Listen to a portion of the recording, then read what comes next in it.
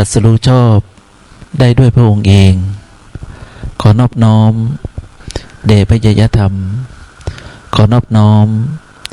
แด่พระอริยสงฆ์เจ้าผู้ทรงคุณอันประเสริฐ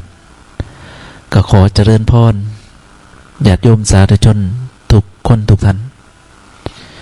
ที่กำลังติดตามรับฟังอยู่ในขณะนี้รายการนี้ก็เป็นรายการธรรมรับอรุณนะดำเนินรายการโดยภาธิการมโนนเตชะธรรมโมทำการบันทึกไฟเสียงจากวัดป่าศรีจันทร์บ้านห้วยแสงตำบลศรีวิชัยอำเภอวานอนนิวาสจังหวัดสกลนครพบกับอาจารย์เป็นประจำเนาะเป็นประจำในช่วงเช้าตัวอาจารย์ก็ขอมาทำหน้าที่ในการพูดในการปรารภในการอธิบายในเกี่ยวกับหลักธรรมคำสั่งสอนของพระพุทธเจ้าซึ่งผู้ที่สนใจกับใครพิจารณาใครศึกษาถ้าได้เก็บไปพิจารณาไปศึกษาก็จะได้เห็นประโยชน์ของพระศาสนาว่าศาสนาของเนี่ยศาสนาพุทธของเขาเนี่ยมีคุณมีประโยชน์โดยเฉพาะเกี่ยวกับหลักธรรมคำสั่งสอนของพระพุทธเจ้าซึ่งพระองค์ก็เน้นช่วยพวกเราอยู่แล้วช่วยพ้นทุกข์โดยบอกแนวทางของการปฏิบัติจะประพฤติจะปฏิบัติแบบใดมันถึงจะมีความสุข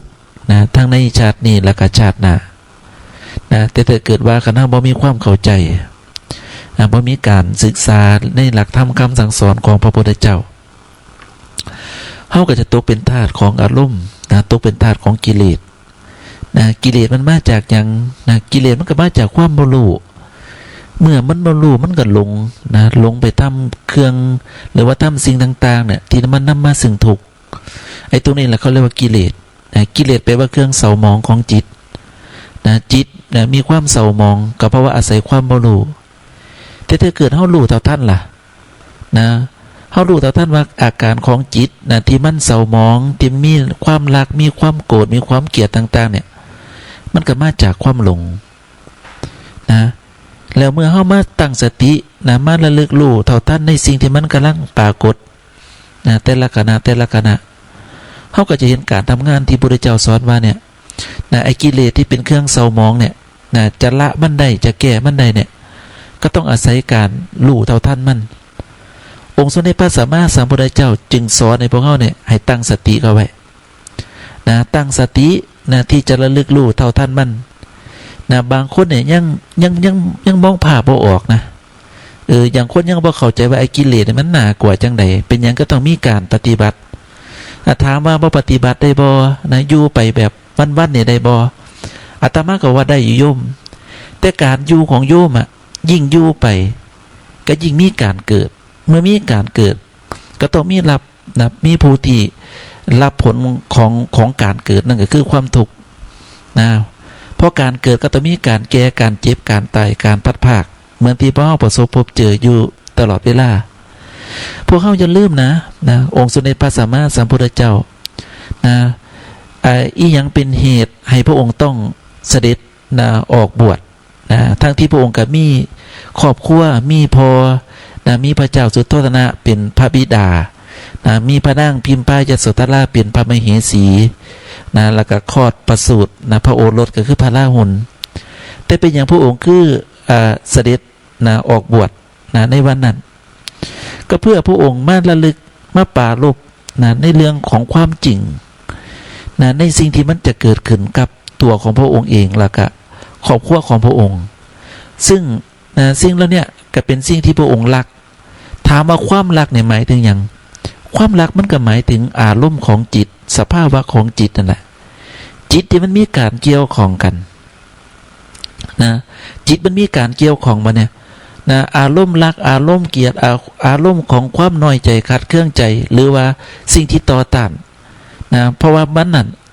แล้วเราประวัตินิดนึงเนาะในวันที่องค์สมเด็จพระสัมมาสัมพุทธเจ้าพระองค์ได้เสด็จไปเที่ยวเนาะไปเที่ยวพระองค์ก็ได้ไปเห็นคนแก่ไปเห็นคนเจ็บแล้วก็พระองค์ก็ได้ไปเห็นคนตาย เมื่อพระองค์ได้ไปเห็นบุคคลเหล่านี้นะแล้วพระองค์ก็ได้น้อมเขามาใส่ตัวของพระองค์เองว่าเนี่ยสักวันหนึ่งนะพระองค์ก็คงจะต้องแก่สักวันหนึ่งพระองค์ก็คงจะต้องเจ็บป่วยและอีกสักวันหนึ่งพระองค์ก็จะต้องตายมันคือความจริงที่องค์สมเด็จพระสัมมาสัมพุทธเจ้าพระองค์ทรงเห็นแล้วถามมาพระองค์เห็นแล้วพระองค์น้อมเข้ามาใส่ตัวในขณะที่พระองค์น้อมเอาสภาวะนะไม่ว่าจะเป็นความแก่ความเจ็บความตายเข้ามาใส่ตัวเนี่ยให้พวกเราลองนึกภาพตามที่พระองค์เห็นในขณะนั้นสภาวะจิตนะของพระองค์ที่มีการระลึกรู้นะในขณะนั้นว่าจิตของพระองค์เนี่ยจะรู้สึกจังใดต่อต้านว่าเศร้ามองว่าพระองค์มีอาการเศร้ามองนะโยมนะพระองค์คิดแล้วพระองค์บ่อยากให้สิ่งแล้วเนี่ยเกิดขึ้นกับบุคคลอันเป็นที่รักของพระองค์นะสุดท้ายแล้วพระองค์ก็ได้น้อมเอาสิ่งที่พระองค์เห็นก็คือสัมมานาภาพเพราะว่าตอนนั้นพระองค์เห็น4อย่างเนาะเห็น4อย่างก็คือเห็นคนแก่เห็นคนเจ็บแล้วก็เห็นคนตายเมื่อพระองค์เห็นคนแก่เห็นคนเจ็บเห็นคนตายแล้วพระองค์ก็เห็นสัมมานะพระองค์ก็ได้ถามชันนะว่าชันนะเนี่ยสัมมานะเนี่ยหมายถึงอย่างนะนักบวชสัมมานะก็คือนักบวชเนี่ยหมายถึงอย่างหมายถึงว่าผู้ที่ปฏิบัติเพื่อที่จะฝึกจิตให้หลุดพ้นจากความแก่ความเจ็บและกับความตายเป็นผู้ที่ปฏิบัติไปปฏิบัติเพื่อจะพ้นจากสิ่งเหล่านี้เมื่อพระองค์รู้แล้วว่าเนี่ยหนทางที่จะพ้นจากความแก่ความเจ็บความตายเนี่ยมันมีหนทางอยู่จึงน้อมมาสู่การปฏิบัติมันจึงเป็นบันไดขั้นแรกเลยนะของการเกิดเป็นพระศาสนาของเฮาขึ้นมาถ้าองค์สมเด็จพระสัมมาสัมพุทธเจ้าพระองค์บ่เสด็จออกบวชพระองค์ก็จะบ่ได้ค้นพบความจริงเมื่อพระองค์บ่ค้นพบความจริงพระองค์ก็จะบ่ได้นำความจริงมาบอกแก่พวกเราเมื่อพวกเราบ่รู้ความจริงพวกเราก็ปล่อยจิตปล่อยใจไปตามอารมณ์นี่แหละก็ปล่อยจิตไปใจไปตามอารมณ์พอคิดว่าสิ่งนั้นเนี่ยมันจะเฮ็ดให้เฮาพ้นทุกข์ไปได้เพราะฉะนั้นแล้วบันไดหรือว่าชนวนเหตุที่ให้พระองค์ต้องบวชเนี่ยก็คือว่าต้องหนีจากความแก่ความเจ็บความตายคนที่มีสติมีปัญญาเนี่ยย่อมน้อมเอาความจริงเข้ามาสู่ตนเองลองนึกภาพว่าตัวเองจะต้องแก่ตัวเองจะต้องเจ็บตัวเองจะต้องตายดูสินึกถึงสัจธรรมความจริงที่มันกำลังจะเกิดขึ้นกับตัวเองจะรู้สึกแบบใดคนมีปัญญาเขาเริ่มคิดแล้วนะถ้าแม่ต้องตายเนี่ยจะร้องไห้ปะลองดูความจริงนะถ้าคนใดที่เขาดูความจริงก่อนเขาจะรู้ถึงอาการของจิตเลยนะคือเวลาอาจารย์อธิบายธรรมะเนี่ยพยายามมองภาพตามความเป็นจริงอย่ามองเป็นตัวหนังสือนะโยมนะอย่ามองแค่เพียงผ่านๆแต่ให้น้อมเข้ามาใส่ตัวเรียกว่าโยนิโสมนสิการขึ้นน้อมเข้ามาใส่ตัวแล้วก็ใคร่ครวญให้มันเห็นสภาวะตามความเป็นจริงเช่นสภาวะที่เฮาต้องแก่เฮาเจ็บป่วยเฮาใกล้จะตายเนี่ยแล้วเฮารู้ตัวว่าเฮาใกล้จะตายสภาวะของจิตในขณะนั้นเนี่ยมันจะเป็นแบบใดนี่คือเรื่องของคนที่มีปัญญาที่เขามองภาพออกตามความเป็นจริงแล้วเขาเห็นแล้วมันจะเกิดอาการความกลัวความหวาดวิตกความกังวลคือคนที่เขาไปเห็นสภาวะตรงนี้แหละเขาต้องการแก้สภาวะตรงเนี้ยมันจะเหมือนกับเจ้าชายสิทธัตถะตอนที่เพิ่นมาเห็นคนแก่มาเห็นคนเจ็บคนตายเห็นสภาวะตามความเป็นจริงแล้วต้องการแก้ไขเหตุการณ์แล้วนั้นมันจะเป็นที่ไปที่มานะมันจะบ่เหมือนกับคนที่บ่คิดอีหยังเลยคนที่บ่คิดอีกอย่างก็คือคนที่ยังมีโมหะมีความหลงอยู่หลงโลกหลงในรูปในเสียงในกลิ่นในรสในสัมผัสโผฏฐัพพะที่ท่านเรียกว่ากามคุณทั้งหลายคนที่หลงในกามคุณทั้งหลายเนี่ยเขาจะบ่คิดเขาจะบ่นึกถึงสิ่งที่เขาจะต้องเผชิญในอนาคตเช่นความแก่ความเจ็บความตายเขาบ่คิดว่าเขาจะแก่นะ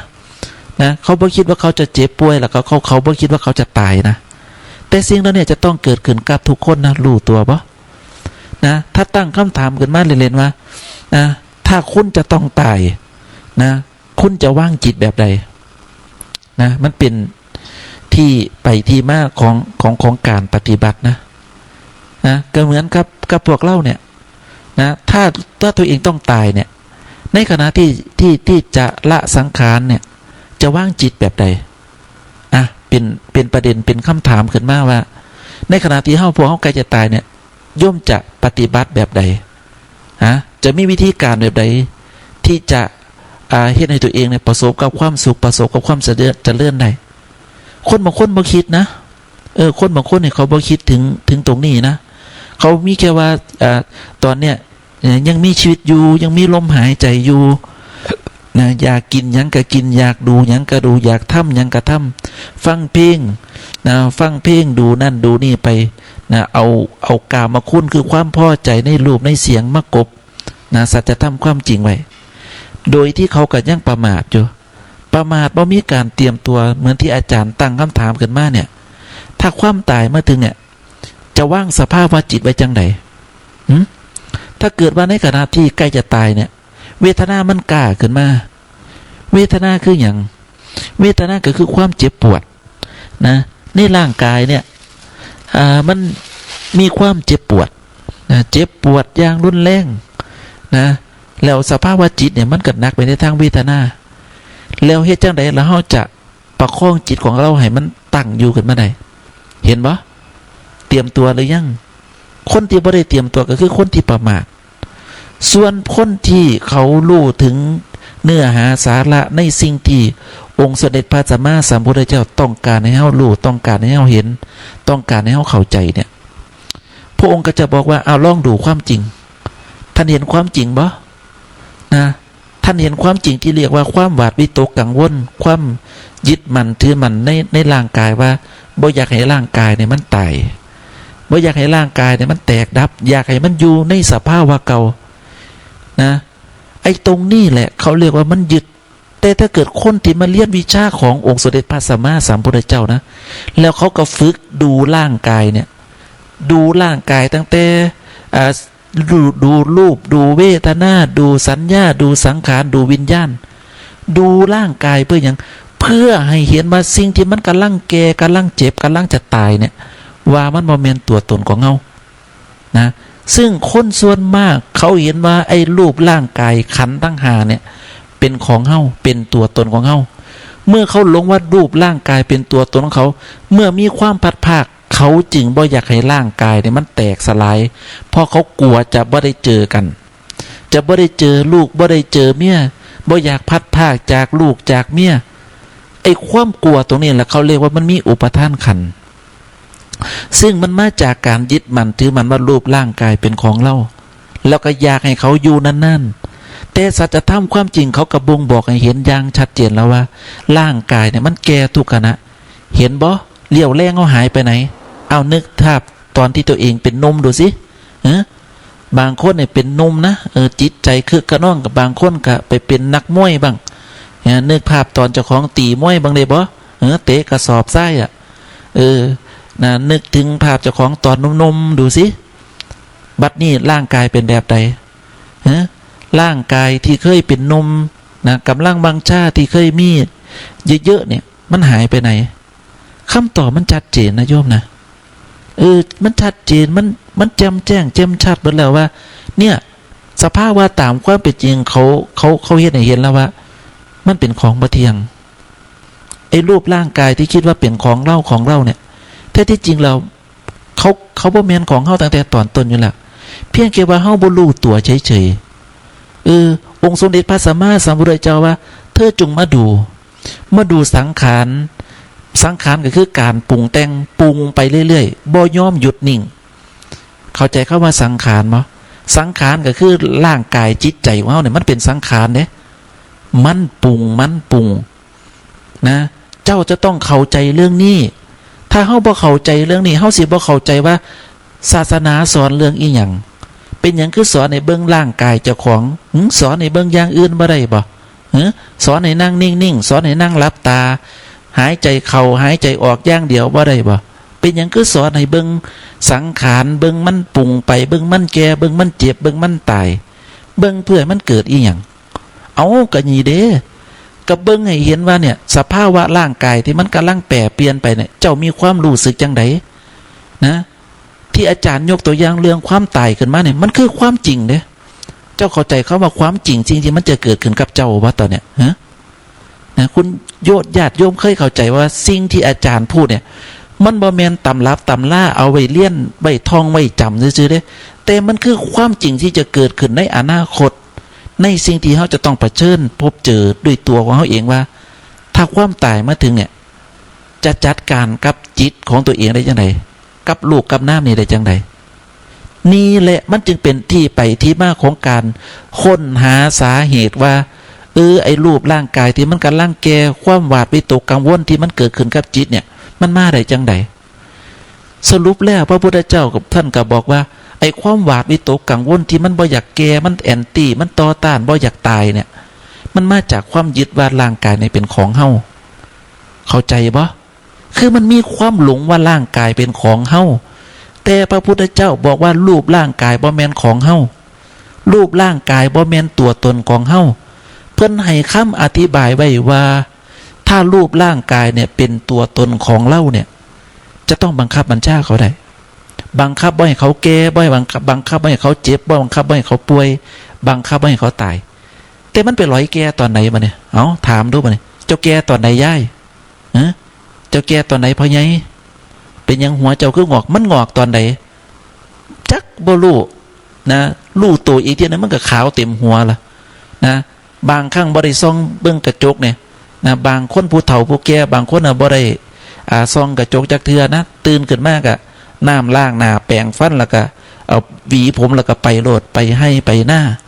เนี่ยเหตุอยู่กับเวียกอยู่กับให้อยู่กับหน้าพอมาถึงพอมารู้ตัวอีกทีนึงโอ้ผมก็งอกแล้ว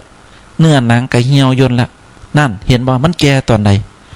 มันแก่ไปตามธรรมชาติของมันนะไอ้รูปร่างกายเนี่ยมันบ่ได้บอกเขาว่าจะแก่แล้วนะฉันจะแก่แล้วนะเตรียมตัวนะเนื้อหนังจะเหี่ยวย่นแล้วนะกำลังจะบ่คือเก่านะร่างกายจะบ่คือเก่านะเขาบ่บอกเลยโยมเพราะว่าเขาเป็นธรรมะเขาเปลี่ยนไปตามเหตุตามปัจจัยของเขาองค์สมเด็จพระสัมมาสัมพุทธเจ้าพระองค์ใส่คำว่าสังขารสังขารคือการปรุงแต่งปรุงไปเรื่อยๆร่างกายบ่ยอมหยุดนิ่งท่านใส่คำว่าสังขารคนใดที่มานั่งดูสังขารมาดูนั่งดูร่างกายของเจ้าของดูเพื่ออย่างดูเพื่อปล่อยว่างดูเพื่อให้เกิดความสลดหดหู่ปล่อยว่างออกไปว่าโอ้ยมันบ่แม่นของเฮานี่นะสุดท้ายบั้นปลายแล้วก็จะต้องไปอยู่ในเชิงตะกอนไปอยู่ในกล่องฟ้อนไปอยู่ในเมมสุดท้ายเขาจะเอาเจ้าไปเผาไฟถิ่มเจ้าย่านอยู่บ่ย่านอยู่บ่ว่าไงเจิมเจ้าย่านอยู่บ่เขาเอาเจ้าไปนอนอยู่ในเมมเจ้าเสียจังใดเจ้าเสียบ่ไอ้ความตายมันแน่นอนอยู่แล้วล่ะสภาพว่าจิตจะเป็นยังไงบัดนี้จิตมันจะคิดจังไดในขณะนั้นโอ้มันกลัวนะบางคนเนี่ยว่าบ่กลัวนะบางคนเนี่ยมองเห็นเพื่อนเก่ามองเห็นคนที่ตายจากไปแล้วไม่ยืนอ้อมคางอ้อมแอวอันนี้ว่าก็กษาถูเนาะมีคุณเมจี้เพิ่นก็ได้มาเล่าประวัติให้ฟังเพิ่นว่าเพิ่นตอนเพิ่นบ่เจ็บเพิ่นเจ็บป่วยมันบ่สบายนะเพิ่นกับกึ่งฝันกึ่งตื่นนั่นแหละเพิ่นก็มาเห็นเพื่อนที่ตายไปแล้วเนี่ยมายืนมาเอิ้นมากวักเอานะบางคนก็เห็นภาพของคนที่ตายไปแล้วมาเอิ้นเอานะตรงบางคนเขาก็บอกว่าเนี่ยโลกหลังความตายมันมีจริงนะคนที่ตายไปแล้วบางคนเขาก็ยังบ่ได้ไปไหนก็มาพูดในการฟังว่าเนี่ยนะถ้าเหตุการณ์แล้วเนี่ยจะเกิดขึ้นกับเฮาเนี่ยเฮาจะมีวิธีการแบบไหนในการที่จะจัดการกับจิตของตัวเองคือสติของเฮาน่ะจะสามารถระลึกถึงหลักธรรมคำสั่งสอนพระพุทธเจ้าได้บ่ถ้าอาจารย์ไปถามเล่าชาวพุทธนะผู้ที่ประพฤติปฏิบัติธรรมเนี่ยถ้าถามว่าเจ้าเข้าใจในหลักธรรมคำสั่งสอนพระพุทธเจ้าบ่จะตอบว่าจังใดตอบว่าเข้าใจอยู่ข้าพเจ้าเข้าใจในธรรมะของพระพุทธเจ้าอยู่เข้าใจว่าจังใดก็บอกว่าเข้าใจในเรื่องของการทำบุญอย่าทำบาปแล้วก็ทำตัวให้เป็นปกติให้ทานรักษาศีลพวกเราก็จะเข้าใจแค่เนี้ยแต่ส่วนลึกๆที่พระองค์สอนวิธีการกำหนดจิตหรือการวางสภาวะจิตล่ะพวกเขาบ่รู้นะ เขาลูกแค่เนี้ยลูกแค่เปลือกเขาเรียกว่าเห็นเปลือกเนี่ยเจ้าเห็นต้นไม้ปะต้นไม้เนี่ยมันมีทั้งใบไม้มันมีทั้งรากมันมีทั้งเปลือกแล้วถ้าภายในเปลือกเข้าไปมันก็มีแกนไม้อยู่ต้นไม้บางต้นเนี่ยบ่มีแกนได้มีแต่เปลือกกับใบแล้วก็รากยกตัวอย่างกันมันกับต้นกล้วยนั่นแหละต้นกล้วยมันมีแกนไม้บ่มันบ่มีแต่หยวกมันบ่ล่ะคนบ่รู้ก็คิดว่าต้นไม้มันคงจะเหมือนกันเบิดนั่นแหละก็เหมือนกับคนที่เฮามาเข้าใจศาสนานี่แหละมองศาสนาเป็นเรื่องของบุญของทานของศีลธรรมดามันบ่ได้มีแค่นั้นนะแก่นแท้ของพระศาสนาเนี่ยก็คือการที่จะเฮ็ดให้ตัวเองพ้นทุกข์ด้วยการมองให้เห็นว่าสิ่งที่มันปรากฏต่างๆบ่ว่าจะเป็นสภาวะของจิตเฮ็ดจังไดมันจะเห็นว่าสิ่งแล้วเนี่ยบ่แม่นตัวตนของเฮาเข้าใจบ่บัดนี้มันบ่แม่นมานั่งหลับตาทำความสงบทำจิตให้สงบอย่างเดียวนะถ้าเกิดนั่งหลับตาทำจิตให้สงบแล้วมันไปนิพพานได้นะป่านี่เขาบ่กลับมาเกิดกันเบิดละด้วยที่ว่ามันละความเป็นอัตตาตัวตนไปบ่ได้มันละความหลงในทิฏฐิในมานะในความยึดถือว่าสิ่งนี้เป็นตัวตนบ่ได้นี่แหละเมื่อมันละสิ่งเหล่านี้ไปบ่ได้นี่แหละมันจึงจะแนวเวียนว่ายตายเกิดนะพระองค์ได้จำแนกนะผู้ที่ประพฤติปฏิบัติด้วยความรู้ด้วยความบรรลุเนี่ยแยกไว้เห็นเลยนะผู้ที่ปฏิบัติแต่บรรลุทางนิพพานเนี่ยสุดท้ายไปเกิดเป็นหยังรู้บ่ไปเกิดเป็นพรหมเพราะเขาบรรลุทางนิพพานเขารู้แต่ว่าการปฏิบัติเนี่ยมันจะเห็นในตัวของเขาในพ้นทุกข์ไปได้เขาก็เลยนั่งสมาธิซะนั่งสมาธิแล้วเขาก็บ่รู้จักว่าการภาวนาหรือว่าการทำวิปัสสนาเนี่ยควรทำแบบใดเนี่ยเหมือนกับให้ย้ายเนี่ยย้ายเจ้ารู้การทำวิปัสสนาบ่ย้ายกับบ่รู้แล้วย้ายรู้แต่ว่านั่งเบิ่งลมหายใจเนี่ยหายใจเข้าก็ว่าพุทธหายใจออกก็ว่าโธย้ายก็รู้แค่นี้แล้วนะคันย้ายเฮ็ดแค่เนี่ยย้ายจะไปนิพพานได้บ่ล่ะก็สิไปได้อยู่เพราะจิตของย้ายสงบเนี่ยก็เข้าใจแค่เนี้ยนะแต่สิ่งที่พระพุทธเจ้าสอนให้เห็นว่าเนี่ยคำว่าภาวนาเนี่ยภาวนาเนี่ยมันหมายถึงการทำให้แจ้งทำให้แจ้งในเรื่องใดล่ะทำให้แจ้งในสิ่งที่มันปรากฏในร่างกายของเราร่างกายของเฮาเนี่ยมันบ่ได้มีแค่ลมหายใจเข้าหายใจออกเด้มันมีหยังบัดนี้เอาร่างกายเจ้าของเนี่ยเบิ่งดูนะสิ่งที่พระพุทธเจ้าสอนว่าเนี่ยถ้าปฏิบัติก็คือการนั่งเบิ่งขันธ์ทั้ง5เนี่ยแล้วก็ให้เห็นขันธ์ทั้ง5ว่าบ่แม่นตัวตนท่านใส่ว่าดูธาตุดูขันธ์จนมันละอุปทานขันธ์ได้เนี่ยตัวเดียวกันนะเจ้าลองน้องนั่งเบิ่งดูเนี่ยได้ร่างกายของเจ้ามันมีหยังแน่มันมีร่างกายก็คือรูปแม่นบ่มันมีความรู้สึกที่เรียกว่าเวทนาเนี่ยเจ็บปวดเย็นร้อนอ่อนแข็งหิวกระหายเนี่ยอันนี้เขาเรียกว่าเวทนาเนี่ยร่างกายเจ้ามันบ่ได้มีแค่ลมหายใจอย่างเดียวเด้มันมีเวทนาคือความรู้สึกมันมีอย่างอีกมันมีสัญญาก็คือการจำระลึกเรื่องนั่นระลึกเรื่องนี้ก็ได้จำได้ไหมลูกนะจำนาลูกนาล้านจำนาผัวนาเมียของตัวเองได้จำว่าตัวเองเคยไปเฮ็ดงานอยู่ไสเติบใหญ่อยู่ไสเรียนจังใดมีโมซื้อจังใดเคยผ่านอีหยังนำกันมาเนี่ยอันนี้เขาเรียกว่าสัญญาจำได้ไหมลูกนะมันมีอย่างอีกมันมีสังขารก็คือการปรุงแต่งร่างกายก็เป็นสังขารความคิดก็เป็นสังขารเห็นบ่ร่างกายก็เป็นสังขารมันปรุงไปเรื่อยๆสังขารมันจึงแปลว่าการปรุงแต่งปรุงไปเรื่อยๆบ่ยอมหยุดคิดไปเรื่อยๆบ่ยอมหยุดนั่นแหละอันนี้เขาเรียกว่าสังขารแล้วมันมีอย่างอีกในร่างกายอีกมันมีวิญญาณเนี่ยมันบ่แม่นดวงแก้วแต่มันเป็นวิญญาณมันเป็นตัวระลึกตัวรู้นะทำหน้าที่รู้อย่างเดียวรู้ในเรื่องเวทนารู้ในเรื่องสัญญารู้ในเรื่องของสิ่งต่างๆที่มันกำลังปรากฏเนี่ยเขาเรียกว่าไอ้สัญญาเนี่ยเพราะฉะนั้นแล้วไอ้เรื่องเนี้ยนะคนที่เขาศึกษาเนี่ยเขาบอกว่าเนี่ยพระพุทธเจ้าพระองค์สอนในเรื่องเนี่ยทำวิปัสสนาคือทำให้แจ้งในเรื่องเนี้ยในเรื่องของสังขารในร่างกายของตนเองเนี่ยเมื่อใดที่เขาเรียนจบนะเห็นแจ้งชัดในสังขารในร่างกายว่ามันบ่แม่นตัวตนตรงนี้แหละคือจบหลักสูตรแล้วเห็นบ่นี่แหละคือหลักธรรมคำสั่งสอนของพระพุทธเจ้ามันบ่ได้มีมานั่งภาวนาพุทโธนับหลับตากายเป็นหมีกินเพิงอย่างเดียวนะ สิ่งต่างๆสิ่งที่มันกำลังปรากฏนะแต่ละขณะเนี่ยคือพระองค์ต้องการให้เห็นสภาวะตามความเป็นจริงที่อยู่ในร่างกายของเราพอเวลาสิ่งเนี่ยมันเกิดขึ้นมีการเปลี่ยนแปลงนะที่เรียกว่าอนิจจังนะมีการบีบคั้นที่เรียกว่าทุกขังแล้วก็มีการบังคับบัญชาอะไรที่เรียกว่าอนัตตาแล้วสิ่งแล้วเนี่ยมันเกิดขึ้นในขณะใดเกิดขึ้นทุกขณะอนิจจังทุกขังอนัตตาแม้กระทั่งตอนยังบ่ทันตายมันก็ยังบีบคั้นเห็นบ่จะลุกก็โอยจะนั่งก็โอยแม้กระทั่งอาตมาตัวเนี่ยนะยืนเทศนั่งเทศก็ปวดหลังซะเหลือเกินนะปวดกระดูกนะกระดูกมันหยะออกจากกันเนี่ยกระดูกสันหลังเนี่ยปวดนะนั่งก็ปวดยืนก็ปวดนะในเวทนามันบีบคั้นเขา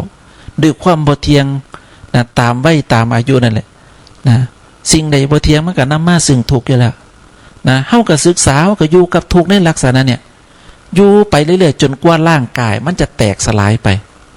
นะแล้วก่อนที่ร่างกายมันจะแตกสลายไปเนี่ยมันก็จะมีเรื่องของปัญญามาเกี่ยวของนะ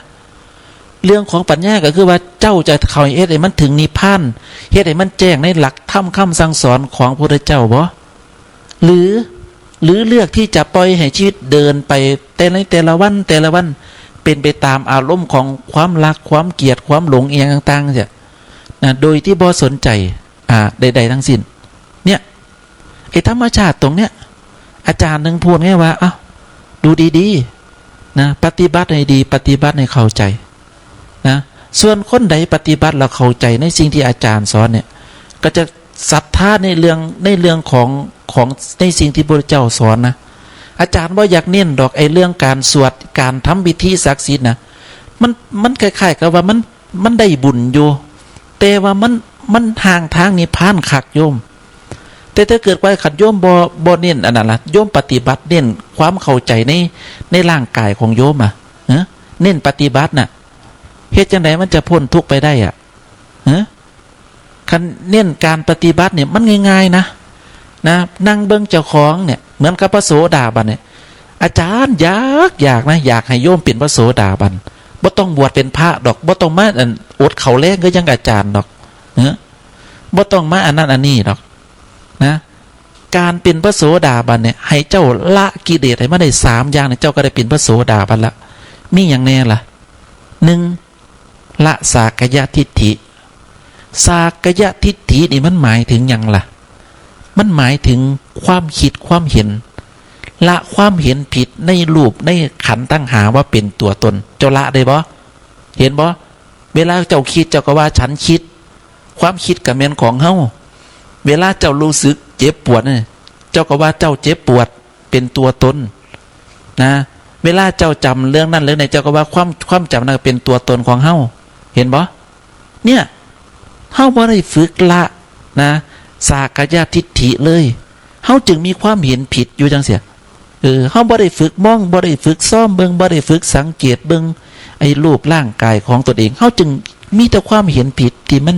อยู่ในร่างกายของเฮาเนี่ยอันนี้ทั้งที่มันเป็นหัวใจเป็นแก่นหลักเลยนะที่คนส่วนมากเขาบ่ค่อยอธิบายกันนะอาจารย์กล้าการันตีเลยไปวัดบางวัดเนี่ยเขาบ่สอนเขาบ่พูดถึงเรื่องนี้เลยเป็นอย่างเขาคือบ่สอนเขาว่าโอ้ยโยมบ่สนใจเนี่ยโยมบ่อยากฟังก็เลยบ่สอนโยมก็สนใจแล้วยังสนใจว่าเขาทำบุญแบบไหนเขาจะได้บุญเยอะๆเขาจะได้สวรรค์ชั้นนั่นชั้นนี่เขาสนใจแค่เรื่องสวรรค์เท่านั้นแต่เขาบ่สนใจเรื่องของการปฏิบัติพระมันเลยบ่เว้าเรื่องการปฏิบัติให้ฟังเพราะเว้าแล้วเขาบ่อยากฟังบางคนก็เฮ็ดตาลอกแลกนั่งดิ้นหน้าดิ้นหลังปานอันใส่เดือนตากแดดอรดนะกระเสือกกระสนไปบ่อยากฟังงดงิดฟุ้งซ่านไปแล้วทั้งที่มันเป็นหัวใจหลักของศาสนาแล้วนะเมื่อก่อนอาจารย์ก็เป็นเหมือนกับโยมนั่นแหละบ่อยากฟังคันผู้ใดเว้าเรื่องธาตุเรื่องขันธ์โอ้ยจักอีหยังอนัตตาบ่แม่นตัวตนโอ้ยงดงิดบ่อยากฟังว่าอยากลุกหนีนั่นเนี่ยเห็นบ่น่ะทั้งที่มันเป็นหัวใจหลักคิดที่จะให้เฮาพ้นทุกข์เลยนะการที่เฮาจะพ้นทุกข์ไปได้เนี่ยมันก็คือการมาศึกษาวิธีการที่ว่ากิเลสภพชาติมันเกิดขึ้นได้จังไดมันก็เกิดขึ้นจากขันธ์5ของเฮานี่ล่ะแม่นอยู่บ่เจ้าเบิ่งดีๆคันเจ้าบ่คิดชั่วคันเจ้าบ่คิดขึ้นมาก่อนนะคันเราเจ้าบ่เชื่อความคิดของเจ้านะเจ้าสิทำบาปบ่ซะเนาะเจ้าคิดขึ้นมาโอ้ยมื้อนี้อยากไปใส่เบ็ด นะเจ้าไปบ่ล่ะไปเพราะหยังเพราะเจ้าเสื้อความคิดที่มันปรุงกันมาในขณะนั้นแมนอยู่บ่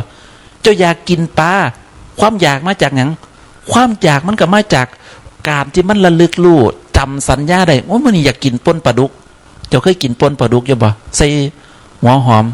ปลาดุกนี่เจ้าไปซื้อปลาตายหรือไปซื้อปลาเป็นจำได้อยู่บ่แม่ยายยุ่นเจ้าเคยเปาะหัวปลาอยู่บ่เจ้าเคยมาคั่วปลาต้มปลาให้พ่อยายเจิมกินอยู่บ่นั่นแหละน่ะเจ้าเอาปลาเป็นหรือปลาตายมาเปาะมาเนี่ยกันซื้อปลาตายมาพ่อยายเจิมก็สิจมให้เจ้าซื้อปลาเน่ามาปนให้กันกินมันเน่ามันบ่แซ่บลองซื้อปลาสดๆมาเปาะหัวโยนใส่หม้อน้ำห้อนปลาแดกใส่จักหน่อยบัดนี้เอามาปนสู้กันกินแซ่บคักบัดนี้นะเห็นว่านะและไอ้ความคิดเนี่ยมันมาจากหนังมันเนี่ยมันก็คือมาจากสัญญาที่เรียกว่าการระลึกจำได้หมายดูในเรื่องแล้วบางอย่างเกิดมาระลึกขึ้นมาปุ๊บเสือมันบ่เสือความระลึกขึ้นมาบ่เสืออะไรจะไหนทำตามมันด้วยการสร้างร่างกายว่ามึงไปซื้อป่ามานะใส่สมัยจานกึมเนาะนะจานกึมก็สิเป็นโยมอยู่ไปแม่กึมไปซื้อป่าไม่ให้แม่เนี่ยพวกนี้ก็ไปซื้อป่ามาแล้วเป็นเด็กหน่อยซื้อป่ามาแล้วกับเปาะหัวมาบัดนี้เห็นบ่มันก็มีการว่าจ่าการกระทำต่างๆมันมาจากความคิดมันมาจากการระลึกรู้อันนี้แหละเพิ่นว่ามันมาจากขันธ์ห้าบาปมันก็มาจากนี้บาปมันก็มาจากความคิดมันก็มาจากความจำมาจากการกระทำของเฮานี่แหละเฮาระลึกรู้บ่เท่าท่านมันตามบ่ท่านมันก็เลยเผลอทำกรรมทำวิบากกรรมลงไปอาจารย์จึงพูดอยู่เสมอว่าเนี่ยศึกษาให้เข้าใจเรียนรู้ให้เข้าใจถ้าเขาเข้าใจขันตั้งหากแล้วเขาบ่เชื่อมันล่ะเป็นคนดูนะเป็นคนดูอย่าไปอันนั้นกับมันเนี่ยเหมือนกับกิเลสเนี่ยเอาเจ้ามาอยู่วันเนี่ยเจ้าเบื่อนายบ่บางคนบ่เป็นแต่อยู่นะบางคนหนหวยเคยเว้าน้ำโมเคยไปกินไปเที่ยวโอ้ยให้มาอยู่แต่ในวัดปานจับมาติดคุกเพราะว่าไปยังคือคิดจังสั้นกันนี่เด้มันบ่ได้ไปใส่มาใส่บ่ได้เห็นผู้นั่นผู้นี่มันบ่ได้ส่วนผู้นั่นผู้นี่มาคุยมาเสพกันมันบ่สนุกสนานมันเงียบเหงาวิเวกวังเวงเพราะว่าคันไปเชื่อความคิดในลักษณะนี้หมายถึงอย่างตกเป็นเหยื่อของกิเลสแล้วกิเลสนี่มันหาแต่เรื่องนะหาเรื่องส่วนโมไปสร้างภพสร้างชาติมาเนี่ยหันหน้าเขาหากันในเว้าพื้นกันโลดนิ่นท่าสอดเสียดมากเลยนะดูดีๆเนี่ยนะเห็นหน้ากันที่แรกก็ถามกันอยู่เป็นยังไงได้เข่าหลายบ่วานเข่าระบ่เฮ็ดน้าระบ่เป็นยังไงในหน้าเนี่ยสักไปสักนั่งไปสักวันหาเรื่องบอกได้มาเนี่ยเบิดเรื่องบอกกับว่าพื้นกันละบัดที่เนี่ยบอกเรื่องคนนั่นคนดีลูกอีนั่นเป็นแบบนั่นลูกบางนี่เป็นยังสิไปเห็นข่าวในโทรศัพท์โอ้ยบักนั้นมันขี่บาปหลวงขี่รถตำพระตำยาคูตายบางคนเขาก็วิพากษ์วิจารณ์ไปออกรสชาติต่างๆคนที่เขาลูกก็ว่าโอ้มันเป็นกรรมของเพิ่นพระมีตั้งหลายเปลี่ยนคือตายสำเนียวเป็นอย่างมันมีกรรมร่วมกันนะบางคนก็มองเป็นเรื่องของกรรมวิบากกรรมเห็นปะพระตายตั้ง12 รูปมรณะ12 รูปเด็กน้อยว่าเป็นอย่างเป็นอย่างก็ว่าเป็นมันบ่แม่นท่านได้เบิดกรรมของเขาเนาะเห็นปะเนี่ยไอ้เรื่องของกรรมเรื่องวิบากกรรมเนี่ยคนไปเสพกับว่าแล้วบัดเนี่ยนะเห็นปะมันให้มาอยู่กับความสงบให้มาอยู่กับการประพฤติปฏิบัติเนี่ยบ่ได้นะอาจารย์นะว่าเนี่ยผ้าอยู่ให้เห็นเนี่ยอาจารย์ก็อยู่ยังสิละบ่แบบนี่มาตั้งหลายปีแล้วอาจารย์ก็อยู่ได้อาจารย์ไม่ได้ต้องบริตัดแสวงหาเพื่อนนะเนี่ยเหมือนกับอยู่กับอาจารย์เกิมเนี่ยอยู่กับพระอาจารย์2 รูปเนี่ยอาจารย์ก็บ่ได้ย่างไปหาอาจารย์เกิมโอ้ยคันปากอยากบอกกับอาจารย์เกิมไปมาเว้ากันเฮ้ามานั่งเว้ากันเอาเม็ดบักทางตะวันมานั่งเก็ดแล้วก็เว้าพื้นกันปัวนะโยมนะอาจารย์ก็ปล่อยให้อาจารย์เกิมอยู่ผู้เดียวอาจารย์ก็อยู่ผู้เดียวเป็นยังไงเจ้าอยู่ผู้เดียวเจ้าก็เบิ่งจิตของเจ้าเด้ล่ะนะเกิดเหมือนกับอาจารย์นั่นแหละมื่อนี้ย่างจงกรมหลายกับปวดหลังแล้วประเดี๋ยวนี้ย่าง3 ชั่วโมงมื่อนี้เศร้า2บ่ายอีก1 ชั่วโมงย่างกลับไปกลับมาจนปวดหลังเนี่ยนะเอาเวลาว่างๆไปนั่งเบิ้งเจ้าของย่างไปตรงนั้นแน่หมากับย่างน้ำมีหมาอยู่2 ตัวเขาเอามาปล่อยไว้นะย่างจงกรมไปย่างกลับไปกลับมามันก็ย่างกลับไปกลับมาน้องก็ตาก็เบิ่งหมาไปเบิ่งซ่อมเบิ่งสังเกตเบิ่งจิตไป นะถามว่าย่างเอาเพื่อยังอาจารย์เอาไปย่างบริย่างเอาอย่างเนี่ยย่างจะเลื่อนสติย่างให้ระลึกรู้เท่าทันความคิดความรู้สึกในสิ่งที่มันกำลังปรากฏในร่างกายบางทีย่างไปแล้วก็ส้มเบื้องหลังเจ้าของแยกร่างกายเวทนามันเกิดขึ้นแล้วเนาะเกิดความทุกข์ขึ้นมาเราจะจัดการจังไดเนี่ยนี่แหละการปฏิบัติมันอยู่ตรงนี้แหละคือการดูร่างกายดูขันธ์ทั้งห้าอย่าขี้ข้านเบื้องตนเองอย่าไปยึดติดในรูปแบบที่เขาเว้าต่อๆกันมาแล้วก็ไปเฮ็ดตามกันโดยที่บ่มีปัญญามาแยกแยะบ่แม่นเห็นเขาไปนั่งพุทโธก็ไปนั่งพุทโธนำเขาจักพุทโธมันแปลว่าหยังก็บ่รู้ได้บัดนี้เห็นแต่เขาพุทโธมันสงบก็เอาไปพุทนำเขาแต่ถามว่ามันได้ปัญญาบ่ล่ะถ้ามันบ่มีคำอธิบายต่อให้เจ้าพุทโธฮอดมือตายเจ้าก็ได้แค่ความสงบแต่คันเขาเจ้าเข้าใจความหมายเขามาพุทโธเนี่ยพุทโธมันแปลว่าผู้รู้ผู้ตื่นผู้เบิกบานเจ้ารู้หรือยังเจ้าหายใจเขาเจ้ารู้บ่หายใจออกเจ้าก็รู้บ่ไผเป็นคนหายใจคำตอบก็คือบ่มีนะเห็นความเป็นอนิจจังเห็นความเป็นทุกขังเห็นความเป็นอนัตตาในลมหายใจที่เจ้านั่งนะพุทโธอยู่ดีๆพุทโธหายอ้าวหายไปไหนล่ะพุทโธโอ้พุทโธบ่เที่ยงบังคับที่แรกกับบังคับให้มันเว้าไปตามอยู่พุทไปพุทมาโทไปโทมาบัดนี้อ้าวคำบริกรรมหายนั่นน่ะเห็นบ่น่ะแสดงความเป็นอนัตตาแล้วอุตส่าห์ตั้งใจจะอยู่กับคำบริกรรมเผลอแป๊บเดียวมันบ่เที่ยงแล้วนะเห็นบ่อันนี้จังทำงานบังคับบัญชาก็บ่ได้นี่แหละมันจะเป็นที่ไปที่มาของการศึกษาของการปฏิบัติผู้ที่เข้าใจผู้ที่ศึกษาในเรื่องของการประพฤติปฏิบัติเนี่ยนะคันปฏิบัติถูกเนี่ยเขาจะบ่หลงทางนะเขาจะบ่หลงแล้วก็จะบ่ทำเรื่องที่มันเบียดเบียนตนเองเบียดเบียนคนอื่นเขาจะมาเสพคนนั้นดอกบางคนก็เสพพระแต่เด้ขันยาคู่บ่ปฏิบัติขันยาคู่บ่พานั่งสมาธิฉันก็จะบ่นั่งล่ะฉันก็จะเพลิดเพลินไปในเรื่องของกามคุณต่างๆล่ะเพี้ยขันยาคู่ผ้านั่งสมาธิฉันก็จะนั่งขันยาคู่ผ้าเดินกันฉันจังจะเดินว่าไปว่ามาแล้วก็นึกถึงงานปฏิบัติธรรมเนาะอย่างน้ำกลนกันปานเป็ดหน่อยหลดเจ้าเคยเห็นเป็ดหน่อยว่ามันยางต่อกันเป็นแถว อาจารย์ก็เลยกันว่าไอ้ที่มันผ้าเดินจงกรมเนี่ยเพิ่นเดินให้เป็นตัวอย่างเดินให้รู้ว่าเดินจงกรมเดินแบบใดเดินสำรวมเดินเป็นปกตินะหลังจากนั้นล่ะเจ้าก็ไปเดินเองนะในช่วงปฏิบัติธรรมเพิ่นเลยเดินให้เป็นตัวอย่างมันก็เลยเป็นภาพที่เรียกว่าเป็นเป็ดน้อยนะเนี่ยคู่ยางน้ำย่มกับยางน้ำก้นนั่นสินะบางคนก็คิดว่านั่นแหละคือการปฏิบัติขัดยาคู่ว่าผ้ายางว่าผ้าเดินฉันก็จะบ่เดินละอันนี้มันคือมันเสียโพดนะบางคนก็ต้องให้ผ้าตื่นตีหนึ่งตีสองมานั่งสมาธินั่นสิฉันจังสีนั่งขันผ้าบ่ผ้านั่งละฉันก็บ่นั่งละเป็นยังคือบ่นั่งกับพระบ่บอกเนาะพระบ่ปฏิบัติเนาะอันเนี้ยถ้าคนเข้าใจนะให้เบิ่งประเมินเบิ่งธาตุขันธ์เจ้าของคนบางคนร่างกายเจ็บป่วยนะมีโรคประจำตัวนะก็ต้องอาศัยการพักผ่อนในเต็มที่นะแล้วก็มีกำลังแล้วก็มาปฏิบัติมันอยากนั่งอยากนอนก็เอาปฏิบัตินั่งไปเฮ็ดไปตามสิ่งที่เขาเข้าใจไปเนี่ยไอ้ธรรมชาติตรงนี้แหละผู้ใดที่เข้าใจในเรื่องของการประพฤติปฏิบัติมันง่ายมันสะดวกแต่สำหรับคนที่บ่เข้าใจนะมันลำบากนะอาจารย์เหมือนกันเนี่ยจะมาให้มาพูดมาอธิบายเรื่องของการประพฤติของการปฏิบัติเนี่ยเขาว่าโอ้ยบ่เอาดอกนะจะให้มาเว้าเรื่องธาตุเรื่องขันธ์เนี่ยมันยากเว้าเรื่องทานเรื่องบุญซะเว้าเรื่องที่จะได้ซะ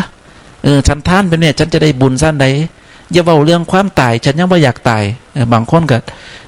มองว่าขันปลาลบรวมตายขึ้นมามันเป็นเรื่อง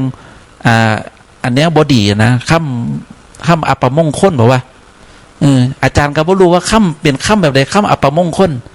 บัดอาจารย์มาศึกษาในสิ่งที่พระเจ้าสอนมาเพิ่นประสอนในวิชาของกรรมฐานว่าให้เจริญมรณะสติเพราะว่ามรณะสติก็คือให้ระลึกถึงความตายอยู่เนืองนิดนะแม้กระทั่งลมหายใจเข้าหายใจออกเนี่ยก็ว่าอาจจะตายก็ได้นะอยู่ซื่อๆอาจจะสมักน้ำกินน้ำอยู่ซื่ออาจจะตายก็ได้เด้มันมีเด้คนบางคน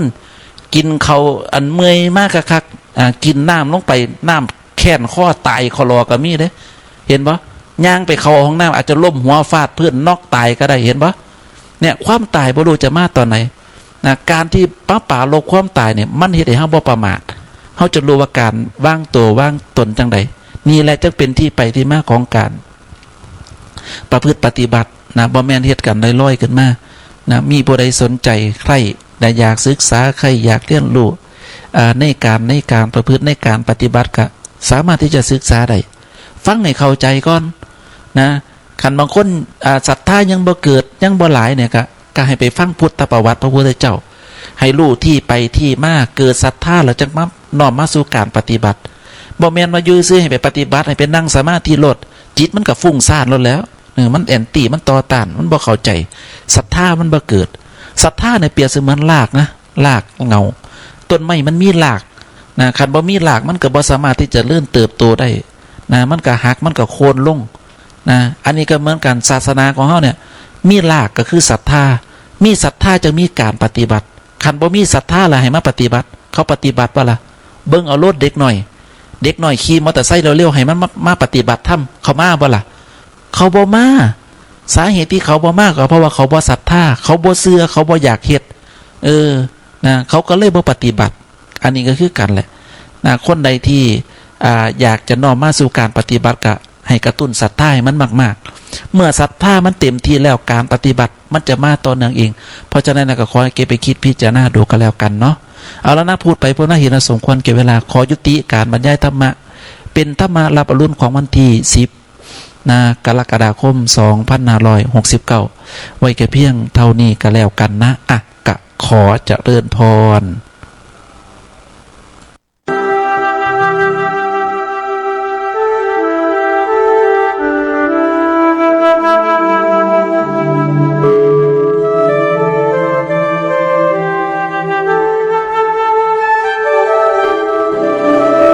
ที่ท่านได้รับฟังจบลงไปแล้วนั้นคือ